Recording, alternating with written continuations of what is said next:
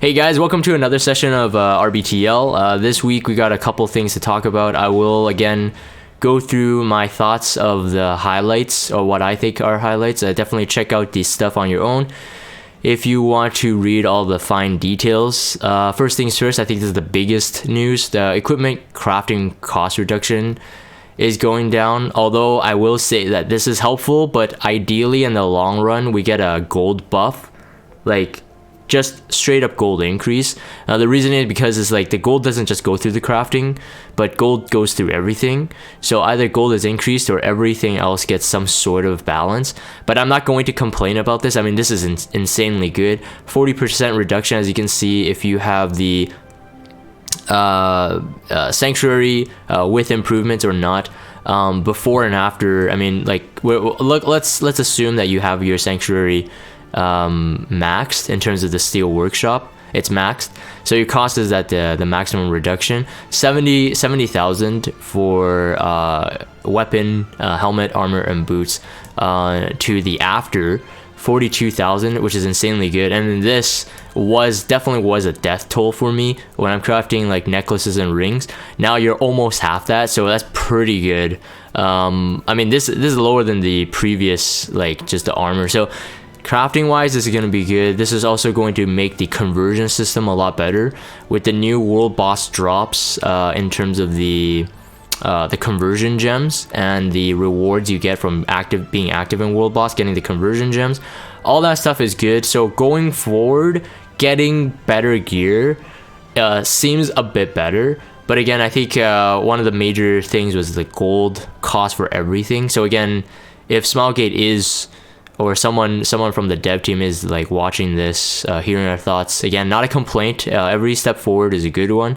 But ideally gold is buffed all throughout, just because like I literally spent like the weekend trying to get up some 6-star heroes. I had like about 200,000 gold, and just promoting the fodder to get a 6-star hero made me have to farm more gold, which is just incredibly crazy.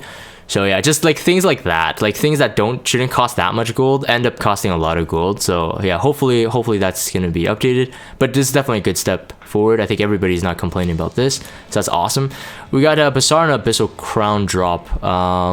So we had a data mine last week. This was already foretold. Fire Litica may be coming next week, and then potentially a new hero. Bazaar at the moment, because where he stands right now, if the devs are not nerfing him, if you have some spare bookmarks, I would probably go for him. He's so good, and if he doesn't miss a fire hero, you're pretty much screwed. And plus, it's on with Abyssal Crown, one of the best debuffing mage artifacts right there. So does this seem like a bad banner to pull on, except the fact that it could be bait for something limited. I'm not going to talk too much about Bazaar. This is not the point of this video. Never made a Bazaar feature video, so I could point you to, but I mean, everybody knows that Bazaar is OP. He's just too crazy. So anyways, that's my thoughts on that. I myself will be skipping. I don't need more Bazaars. I don't need more Abyssal Crowns. And then this one's pretty big. The dev notes for Guild War. So Guild War Season 2 was supposed to be in February, but it's now moved to April. The exact date is tentative. Everything I'm discussing here, as Smilegate notes at the end of this entire essay, they say that it is all tentative. So I'm just gonna give my thoughts on what has been posted here. I'm not gonna be panicked about anything, but seems that a lot of stuff is okay, except this one thing that we're gonna talk about right now. Well, first things first though is the Hall of Fame. Hall of Fame, potentially the top 3, at least they're saying top 3. Potentially could be broken down to more brackets. I'm thinking that it could be possible, but yeah, top 3 is good enough. You get exclusive frames from it. Now a lot of people already get exclusive frames from the arena, and it's really nice. I mean, the design is cool. It's very cool to have, and it definitely does distinguish. If your guild is a top 3 guild and you yourself, let's say you're not like a legend player in arena, getting one of these like frames might be really nice too. I'm assuming, I mean, for all the effort to stay in the top 3, the frame design should be good. but at the most, at least it's rare. So, you know, people will have that to flex. So that's kind of cool. The draw mechanic. Now this is very odd. You can yield the battle after a certain amount of time, and yielding the battle, based on their new kind of rules, does not, like, it'll end up as a draw, but if you win one of the battles, it'll result in a victory. So at least down here in this table, this is kind of weird. When I read this, I actually had to look and make sure I wasn't reading this like improperly. So 2 wins equals a victory. Okay, so that's fine. So it means your havoc is the max amount. And I suppose that means that the HP takedown is the same. I don't know. Actually, I don't know how that works, actually. Okay, so basically here, the problem is that we see is the 1 win, 1 draw equals a victory as well. Like, do you mean you get the victory havoc? Does it mean that the HP goes down as if it was 2 wins? It looks to be the case because they're bracketing the same. And it also means that the mystic bookmarks most likely will be, no, I don't know. Maybe the mystic medals won't mean that you get full, right? I don't know. It's weird. Regardless, whatever this victory means, if it just means havoc and they're sticking to havoc is the condition for winning the war, potentially you can go into a team and just draw. Potentially, you don't need to lose a hero after a certain amount of turns. If you can keep up, like, sustain the fight. Let's say you bring like a tank, like a defense buffer, like a Crow, and like 2 healers, you could just sustain it. But let's say you can't kill off the team for whatever reason, you can just draw it and it'll become a victory as long as you win one of the fights. I find that that's kind of weird. I was mentioning this that before doing the recording. I was mentioning that this reminds me of those participation trophies that you get as a kid. Like, depends on where you are in school, but like when I was in school, you get a participation ribbon during sports day, and even if your team lost, you still get one. Now, I kind of get the concept. It's just like, yay, everybody wins. So, you know, there's no competition. But like, I think I'm assuming we're adults here playing the game, so I'm not quite sure how I feel about this kind of like sympathy victory. But regardless, I mean, it doesn't go into more details than the fact that it will result as a victory. So what does this victory mean? Currently right now, victory means you get the havoc. So yeah, that's kind of weird. Heroes, yeah, this is important to you. Heroes who were defeated in a battle, the air choose the draw options will not be available in the next battle. So like what I said, you hit the draw button with no consequence, just like what we do now, but it's kind of like yielding, but it's not really. It's literally like choosing to draw, but that draw will feed into a victory. Okay, so, and this part is weird too. So one win, 1 defeat will also equal a draw. Now that is normal, and a draw is a draw as well. So that's kind of normal. Everything else is kind of weird. I think it's really just this top portion that I have a kind of like something to worry about. Betsilla, oh man, Betsilla, that's toxic, man. That is absolutely toxic. So this morning I did a guild war and I lost to MLCC Charles SSB comp. But Betsilla was saying that you can win on that MLCC Charles SSB comp. That feels bad, man. Feels bad. Yes, that means I could win. Man. I could just take it, man. I just take it. But no, I really don't want this implemented. By the way it's reading, I don't want that implemented. Battle MVP and war contribution. Now this is kind of cool, and I think this is well deserved. So the players in a guild, whether you're in a top guild, mid-tier guild, low-end guild, you may be the top player in that guild. Now, if you're the top player, most likely you will, you know, be outgearing the rest of your teammates, and so it depends on the matchmaking. You might be like overgeared, right? You might be overgeared, so you're gonna get a lot of like defense wins. Of course, you're gonna get your 3 out of 3 offense as well. Now you have something to show for it, instead of just people like maybe like, I don't know, not hitting your defense or whatever. You may get more rewards out of it, so that's kind of nice. This is a good consideration for those who actually put in the effort, or just got really lucky in terms of the battles and the gear itself, but still, offense battles, defense battles, and then the stronghold, you'll get contribution. I guess it's they call war contributions. I'll just call it contribution points or whatever. However they're calculating it. So if you're hitting the stronghold, you'll get more, and your effectiveness on the stronghold, you get more. Your effectiveness on defense tower, you get more, and then other buildings you get less. But in that order. And then for defense battles as well, if you're a stronghold player and people like int on you and get a lot of green shields for you, then of course you're gonna get more if you're defense tower, and then your outer towers as well.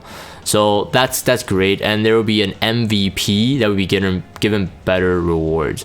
So it says the member, so it seems to be singular, but like just basically treat it as like everything is normal except the top, like the best performer will get the MVP for that war. I think that's fair. That's kind of cool. Guild War notice, I do like this aspect as well. Currently, I don't think I'm giving away anything. I don't think I'm giving away anything by saying this, but currently in our guild, we have the login or the lobby greeting thing. It just says attack top and mid for every war, but that's not really a tactic, right? But I'm pretty sure for our guild at the moment, even if we had this tactics for today thing implemented, it won't change much.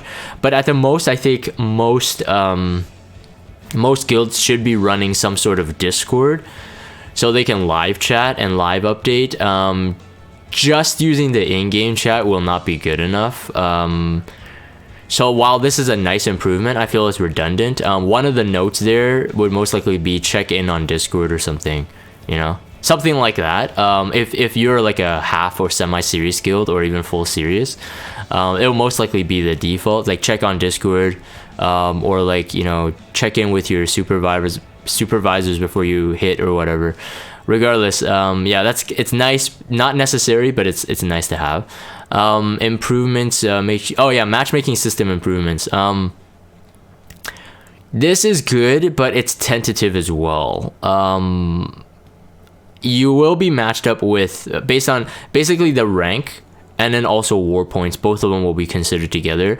So apparently in the past, they only did it for war points, and a low ranking guild will somehow, I don't know how that even works, will somehow have similar war points to a high-end guild, and then suddenly, bam, they're matchmake.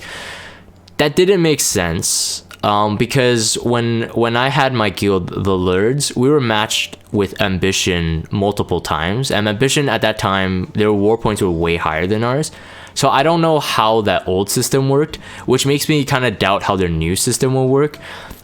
Of course, this is a good step that they're noticing that this needs a fix, but whether or not their algorithm will end up working the right way doesn't make sense. I'm pretty sure as I'm saying this, a lot of people will be able to agree with me, as in, like, you've had like, let's say 10,000 war points, and all of a sudden you're fighting a guild with like 18,000 war points, whereas you had like a huge like threshold, a huge like, you know, group of guilds that you could have fought that was like in the 12,000s and the 13,000s at the most, but like suddenly you hit like 18,000.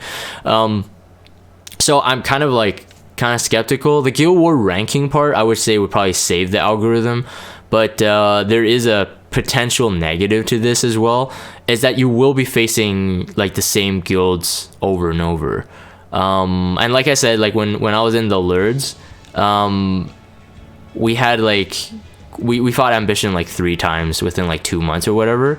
So then that's not even us being similar ranked, right? So it depends. I don't know what I would prefer. Like, I get it, like some guilds, especially if you're in the top 3, it's very boring, because either you're like every single war you'll be matched with like the top, let's say the top 10-ish, and so every war will be kind of like try hard, but then you won't ever have like a break. So there's pros and cons to both. We'll have to see how this works, but definitely no need to think about it too much. It's just that those are the things that come to my mind. It's like I'm already kind of bored fighting the guilds we're currently fighting, in terms of like like the repetitiveness. I guess the only thing would be that it is more competitive, because at any point your mind is thinking, okay, we're gonna be facing this guild like potentially again, and let's up our defense, you know, depending on the situation, and then you want to work on your defense more, so it could be more competitive that way. So that's sort of good. Team assignments changed, reflect immediately. This is good. So long story short, it seems to read that every player will be accountable for their own account, so making their changes to their own. So originally, if any single person had to change their defense formation or even the gear on their defense teams, they had to go through a vice captain or a captain to be able to reset the whole entire like roster on the Guild War map. The problem with that is that every single player would have to, at least within the hours of the lock, would have to have the purposed gear and the purposed artifact for the war the next day. And that has messed up a lot of people. Like, we go into wars and just seeing people like they have ungeared heroes, and I'm pretty sure they don't go in ungeared. Like, their plan wasn't to go in ungeared. I mean, they may have forgotten about it. It might be a 6-month-old defense or something, but most likely it's like they removed some gear thinking that they're safe because the guild captain locked it down. But then after, you know, the last minute, some vice captain or another, like the guild captain, went back and to change the defense without notifying everyone. So this was like a big headache in the past. Now every single player is accountable for their own changes, which is a really good thing. So that's definitely an improvement. Of course, when the war is active, whatever quote-unquote snapshot of your gear or artifacts are in, it won't change. So you can't, like, you know, mess up another person's attack, like, you know, bamboozling them. So that's good. That's a good change. It should have been active. Like, that should have been fixed like a long time ago. I don't know why they're waiting for like so long, but that should have been fixed a long time ago. UI improvements. Now there's individual tabs. They shrunk down the icons. We're gonna get used to it, no complaint there, but I like the big shields, you know, I like the big ones, but it's fine.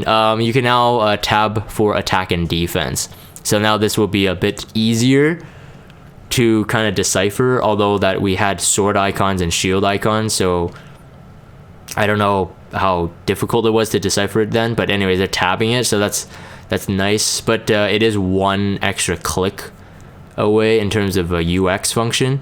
So they're talking about we will add UI UX functions, but yeah, anyways.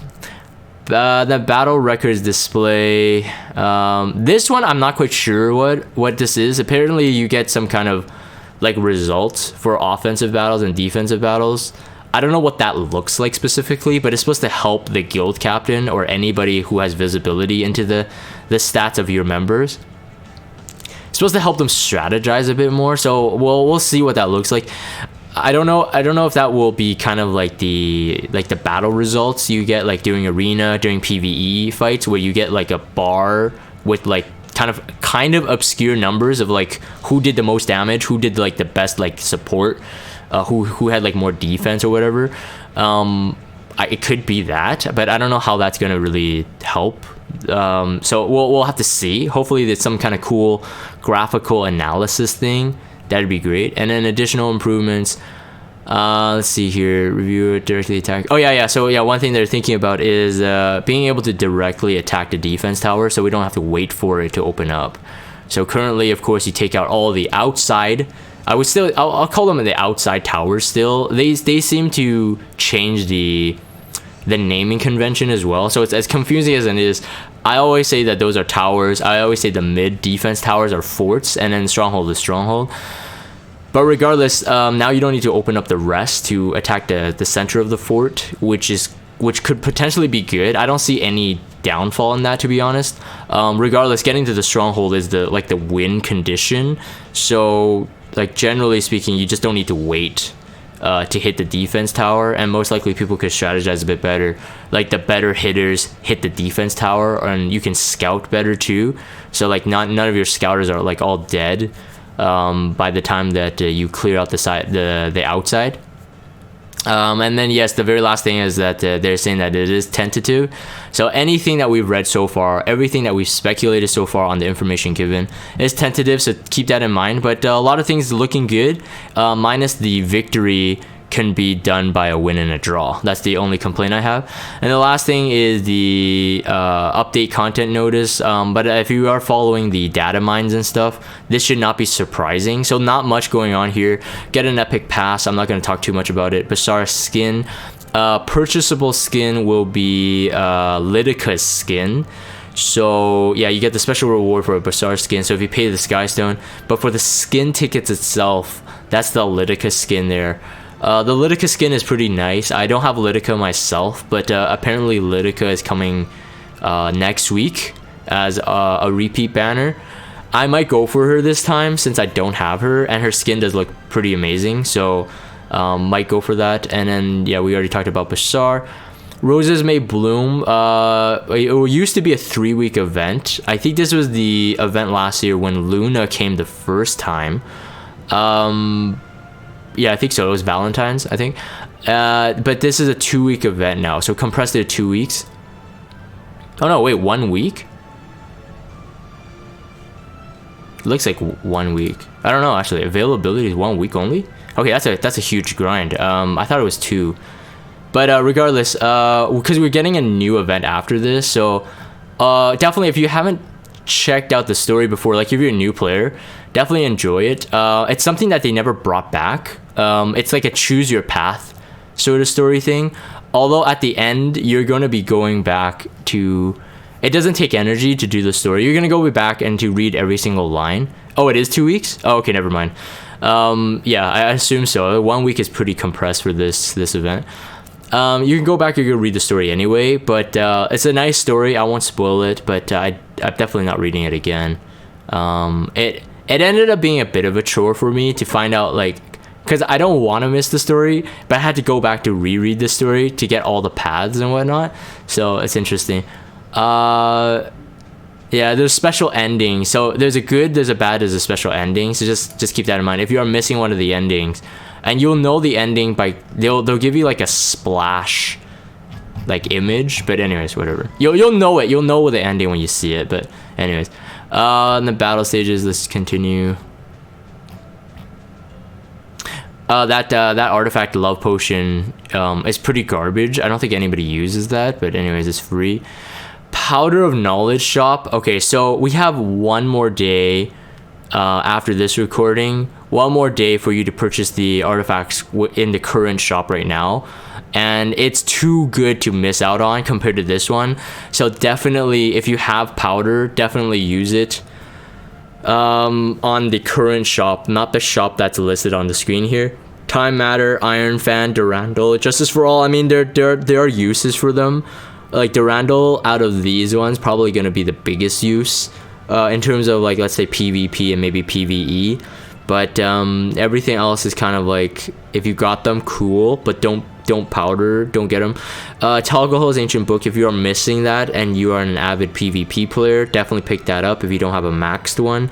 If you don't have 2 maxed ones, in my opinion, I would just wait and just, you know, pull on banners and just get them naturally. I wouldn't bother with the 60 powder there. Magara's Tome as well, I would say, is really good. Dust Devil also good, but I would say PvP, Magara's Tome and Toggle's Ancient Book are nice swappable artifacts. So I would probably do that there. Sasha's not bad either, but I would say none of them merit a powder except Toggle's Ancient Book. Like if you're rushing to like get some RTA teams set up and stuff like that. Otherwise, Bottle of Knowledge is reset. I think I have to pick up one as well. Yeah, I gotta max out my Rengar specialty drink. And then the side story preview. So we'll know this by next week. We had a data mine on this. Seems to be in the data mine. It's gonna be some split banners coming. So just keep that in mind with the Bazaar banner that's going to come and the Lydica banner potentially coming. We're having split banners where Cerise will be most likely a 4-star with Tamarine, Vivian with Koana, Alina with Crozet, as like a 3-week like dual banner thing. Again, I don't know how that works. in terms of like the pity system. I'm pretty sure it's just gonna be the 5-star being pity, but like a drop rate up on the 4-star or something that's featured. But we'll see that next week. So all my thoughts, that's all my thoughts there. I will end this for the video recording sake. Thank you guys for watching. If you guys have Discord, check it out. Follow me on Twitter, subscribe to YouTube if you haven't, and we'll see you guys on the next Reading Between the Lines. An additional note to me saying that the dual banner thing, I think it's fake news. So someone on stream was Karma Police said that they're just the side story banner pictures. They're not the actual summon. So and then I took a look at the pictures. I'm like, okay, wait. I think that's right. So ignore what I said. Most likely not dual summon banners, but potentially, there are people speculating that could be limited, but that's too much speculation. So it could be, but it may not be. I have no idea. Anyways, regardless, it could be a new hero. It's about time because we got no, it could be another filler. We got Pavel already. Anyways, speculation aside, I'm gonna end this for the video recording. So again, thanks for watching. I'll see you guys next time.